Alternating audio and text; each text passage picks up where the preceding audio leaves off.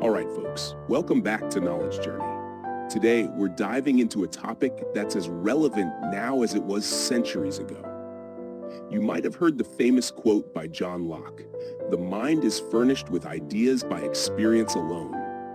And guess what? We're unpacking that very statement. Now picture this. You're walking down the street, taking in the sights and sounds around you. Each step, each sight, each interaction, everything you experience is shaping your mind, influencing the way you think, feel, and perceive the world. But let's not get ahead of ourselves. Before we delve into how Locke's philosophy applies to our modern lives, let's set the stage. Locke, an influential philosopher of the 17th century, believed that our minds are like blank slates at birth, ready to be filled with knowledge through our experiences. It's like we're all born with this empty canvas, and it's our life experiences that paint the picture of who we are. Now, you might be wondering, why does this matter? Well, think about it. Understanding how our experiences shape our minds can give us profound insights into everything from education to personal development, from technology to societal trends. It's like having the key to unlock a whole new level of understanding about ourselves and the world around us. So buckle up, because we're about to embark on a journey through the fascinating world of Locke's philosophy and its implications for our modern lives. Get ready to explore how the experiences we have today are shaping the minds of tomorrow. Let's dive in.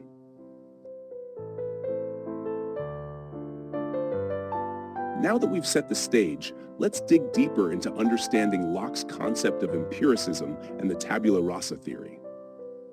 Imagine you're sitting in a room, surrounded by nothing but blank walls. That's how Locke envisioned the human mind at birth, a blank slate, or as he called it, the tabula rasa. This concept suggests that we're not born with innate ideas or knowledge. Instead, our minds are shaped by the experiences we accumulate over time. Think about it in terms of your own life. When you were born, you didn't know how to speak, walk, or even recognize the faces of your loved ones. It was through your interactions with the world, through seeing, hearing, touching, tasting, and smelling, that you began to form ideas and understandings about the world around you.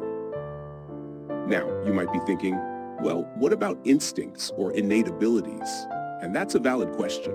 Locke didn't deny the existence of instincts or innate tendencies, but he argued that these alone couldn't account for the richness of human knowledge and understanding.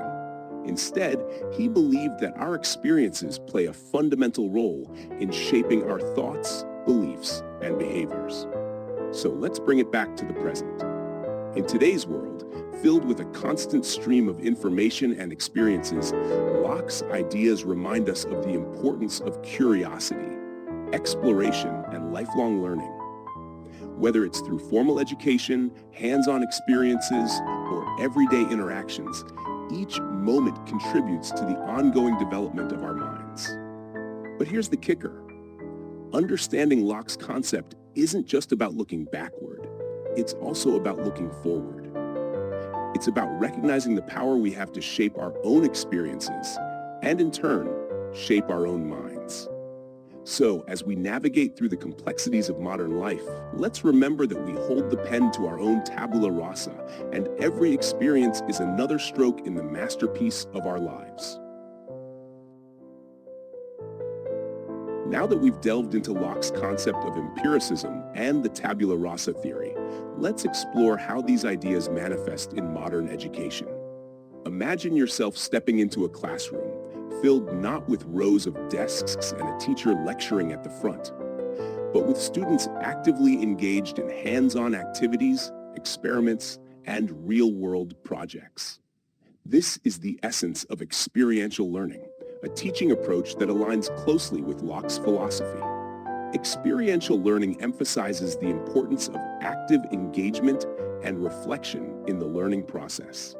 Instead of passively receiving information, students are encouraged to explore, experiment, and discover knowledge for themselves. Whether it's through field trips, group discussions, or interactive simulations, Experiential learning provides students with opportunities to apply theoretical concepts in practical contexts, thus deepening their understanding and retention of the material. But experiential learning goes beyond just acquiring knowledge. It also fosters the development of critical thinking skills, problem-solving abilities, and interpersonal communication, all essential skills for success in the 21st century. Take, for example, a science class where students are tasked with designing and conducting their own experiments. Not only does this approach engage students more actively in the learning process, but it also allows them to develop important skills such as hypothesis testing, data analysis, and collaboration. Now, you might be wondering, does experiential learning really work? Well, research suggests that it does. Studies have shown that students who engage in experiential learning tend to perform better academically, exhibit greater motivation and enthusiasm for learning, and demonstrate a deeper understanding of the subject matter compared to those taught through traditional methods. But the benefits of experiential learning extend beyond the classroom. In today's rapidly changing world, where the ability to adapt, innovate, and think critically is more important than ever, experiential learning equips students with the skills and mindset needed to thrive in an uncertain future. So, whether you're a student, teacher, or lifelong learner, remember the power of experiential learning in shaping minds and transforming lives. As we continue to explore new frontiers in education, let's embrace the philosophy of John Locke and strive to create learning experiences that inspire curiosity, ignite passion, and unlock the full potential of every individual.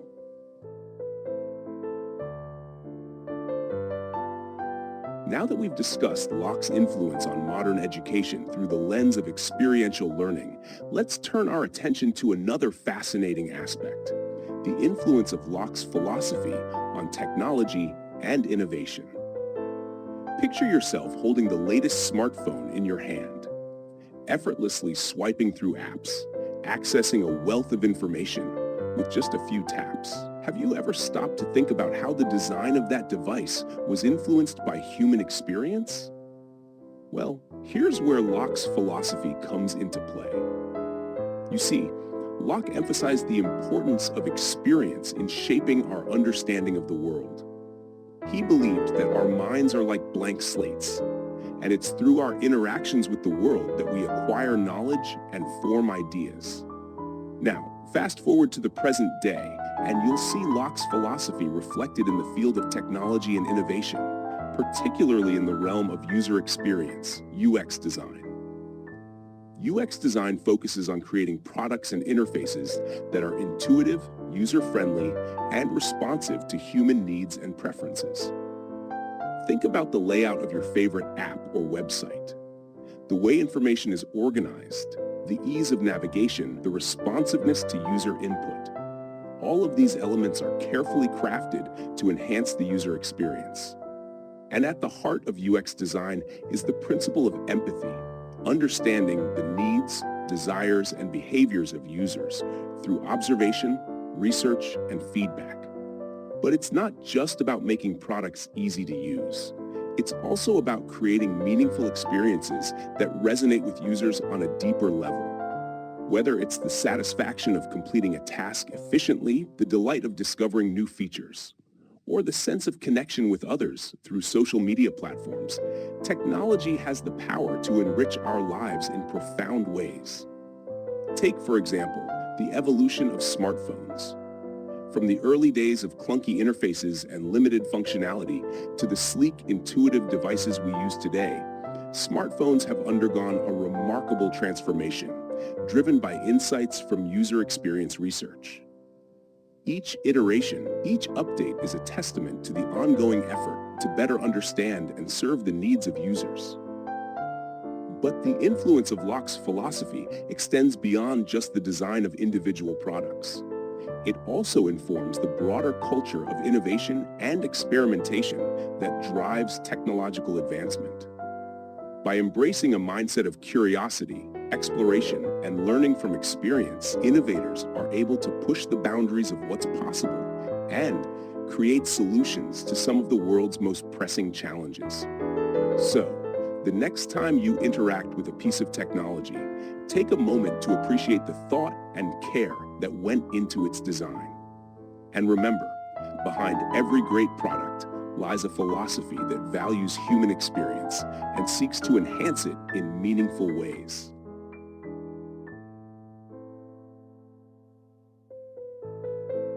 Now that we've explored Locke's influence on technology and innovation, let's shift our focus to the implications of his philosophy for personal development. Imagine yourself on a journey of self-discovery, navigating through the twists and turns of life, seeking to uncover your true potential and purpose. Along the way, you encounter challenges, setbacks, and moments of triumph, all of which shape who you are and who you will become. This journey of personal development is deeply intertwined with Locke's philosophy of empiricism. Just as our minds are shaped by our experiences, so too are our identities and sense of self. Every encounter, every decision, every triumph or failure, each contributes to the ongoing process of self-discovery and growth. But personal development isn't just about accumulating experiences. It's also about how we interpret and learn from those experiences. Take, for example, the concept of resilience, the ability to bounce back from adversity. When faced with challenges, resilient individuals don't simply passively endure. They actively engage with their experiences, seeking to extract lessons and insights that will help them navigate future obstacles. Think about a time when you faced a major setback or failure. Perhaps you didn't get that job you wanted, or maybe a relationship ended unexpectedly. In that moment, it's easy to feel defeated, to dwell on what went wrong. But here's where Locke's philosophy comes into play. Instead of viewing failure as a reflection of your abilities or worth, you can choose to see it as an opportunity for growth and learning. By adopting a growth mindset, an outlook that embraces challenges and sees setbacks as opportunities for development, you can transform adversity into a springboard for personal growth. It's about reframing your experiences, finding meaning in the midst of hardship, and ultimately emerging stronger and more resilient than before. But personal development isn't just about overcoming challenges. It's also about cultivating a sense of purpose and fulfillment in life. Just as Locke believed that our minds are shaped by our experiences, so too are our values, passions, and aspirations. By actively seeking out experiences that align with our values and interests, we can cultivate a sense of purpose that guides our actions and decisions.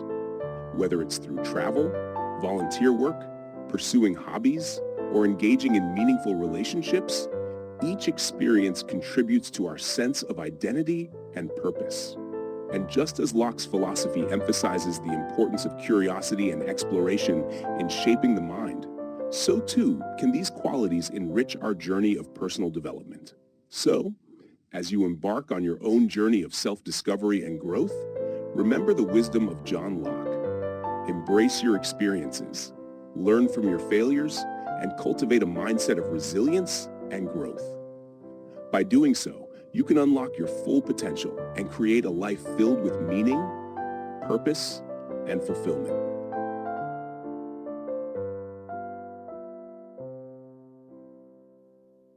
Now that we've delved into the implications of Locke's philosophy for personal development, let's examine its connection to contemporary society. Imagine yourself scrolling through your social media feed, bombarded with a barrage of images, videos, and posts vying for your attention. Each click, each like, each share, every interaction shapes your online experience, influencing your perceptions, beliefs, and behaviors. In today's hyper-connected world, where digital platforms have become integral to our daily lives, Locke's philosophy takes on a new significance. Just as our minds are shaped by our offline experiences, so too are they influenced by our online interactions. Social media in particular serves as a virtual playground where ideas are exchanged, opinions are formed, and identities are constructed. But here's where it gets interesting. Social media isn't just a reflection of our experiences. It's also a curated representation of reality. Platforms like Facebook, Instagram, and Twitter offer personalized feeds tailored to our interests, preferences, and behaviors. In essence, they shape our online experiences, filtering the information we see and influencing our perceptions of the world.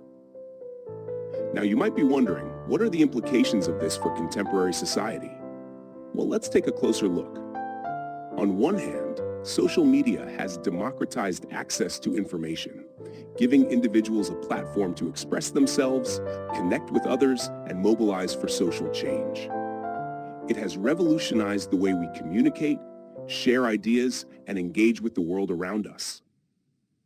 But on the other hand, social media also poses significant challenges, particularly when it comes to the echo chambers and filter bubbles that can arise. These phenomena occur when individuals are exposed primarily to information that reinforces their existing beliefs and perspectives, leading to polarization, tribalism, and the spread of misinformation. Think about the impact of echo chambers and filter bubbles on public discourse, political polarization, and societal cohesion. In an era where truth is increasingly subjective and reality is often fragmented, navigating the digital landscape can feel like traversing a minefield of biases, misinformation, and echo chambers. So, what can we learn from Locke's philosophy in navigating this complex terrain? Well, for starters, it reminds us of the importance of critical thinking, curiosity, and open-mindedness. Just as Locke encouraged us to question our assumptions and seek out diverse experiences in the offline world, so too must we apply these principles in the online realm. By actively seeking out diverse perspectives, engaging with opposing viewpoints, and critically evaluating the information we encounter, we can guard against the pitfalls of echo chambers and filter bubbles. It's about recognizing that our online experiences, like our offline experiences, play a fundamental role in shaping our minds and perceptions of the world. So, as you navigate the digital landscape of contemporary society, remember the wisdom of John Locke. Embrace diversity, cultivate curiosity, and approach each online interaction with an open mind. By doing so, you can harness the power of technology to enrich your understanding of the world and foster meaningful connections with others. Now that we've explored the connection between Locke's philosophy and contemporary society, let's delve into some of the challenges and criticisms that arise when applying his ideas in the modern world. Imagine yourself engaged in a lively debate with a group of friends, each person passionately defending their own viewpoints and perspectives. As the discussion unfolds, you begin to realize that not everyone shares your interpretation of reality. This diversity of opinions and perspectives is both a strength and a challenge when it comes to understanding the world around us. One of the primary criticisms of Locke's philosophy of empiricism is its reliance on sensory experience as the sole source of knowledge. While Locke emphasized the importance of observation and experimentation in shaping our understanding of the world, critics argue that this approach overlooks other forms of knowledge, such as intuition, emotion, and introspection. Think about the role of intuition in decision-making, for example. While Locke believed that all knowledge is derived from sensory experience, many would argue that intuition, a gut feeling or instinctive understanding, can also play a valuable role in guiding our actions and perceptions. Similarly, critics question the extent to which Locke's philosophy accounts for the influence of cultural, social, and historical factors on human cognition. Our experiences are not just shaped by individual interactions with the world. They are also influenced by broader societal forces, such as cultural norms, political ideologies, and economic systems. Consider the impact of cultural conditioning on our perceptions of reality. What may seem like a universal truth in one culture may be viewed very differently in another. For example, the concept of personal space varies widely across cultures, with some cultures valuing proximity and physical contact, while others prioritize personal boundaries and privacy. Another challenge to Locke's philosophy is the question of how we reconcile the role of innate cognitive structures with the notion of experience as the sole source of knowledge. While Locke argued that the mind is a blank slate at birth, modern neuroscience suggests that humans are born with certain innate cognitive abilities and predispositions. For example, research has shown that infants as young as a few months old exhibit a preference for faces and human voices, suggesting an innate predisposition for social interaction. Similarly, studies of language acquisition suggest that humans are born with a capacity for language learning, which is shaped by exposure to linguistic input. So, where does this leave us in terms of understanding the relationship between experience, cognition, and contemporary society? While Locke's philosophy offers valuable insights into the role of experience in shaping the mind, it's important to recognize its limitations and complexities. As we navigate the challenges and criticisms of Locke's philosophy, let's remain open to diverse perspectives and approaches to understanding the world around us. By embracing curiosity, critical thinking, and a willingness to engage with different viewpoints, we can continue to enrich our understanding of ourselves and the world we inhabit.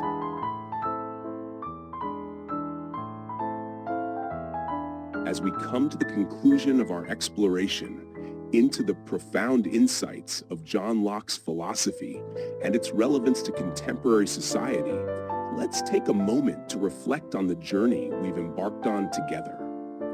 Throughout our discussion, we've delved into Locke's concept of empiricism and the tabula rasa theory, examining how our minds are shaped by our experiences and interactions with the world. We've explored the application of Locke's philosophy in modern education, technology, personal development, and the complexities of contemporary society. From the importance of experiential learning in fostering critical thinking and innovation, to the challenges posed by echo chambers and filter bubbles in the digital age, we've seen how Locke's ideas continue to resonate in our lives today. We've grappled with the criticisms and complexities of his philosophy, and recognizing the need for nuance and open-mindedness in our pursuit of knowledge and understanding. But perhaps most importantly, we've been reminded of the power we hold to shape our own experiences and minds. Just as Locke believed in the potential for growth and transformation through our interactions with the world, so too can we embrace the opportunities for learning, exploration, and self-discovery that surround us every day. So, as we bid farewell for now, I want to thank you for joining me on this journey of discovery. I hope you found our exploration of Locke's philosophy both enlightening and thought-provoking. And remember, the conversation doesn't end here. There's always more to learn, more to explore, and more to discover. Until next time, take care, stay curious, and keep seeking knowledge. Goodbye for now, and I look forward to welcoming you back for our next adventure together. See you soon.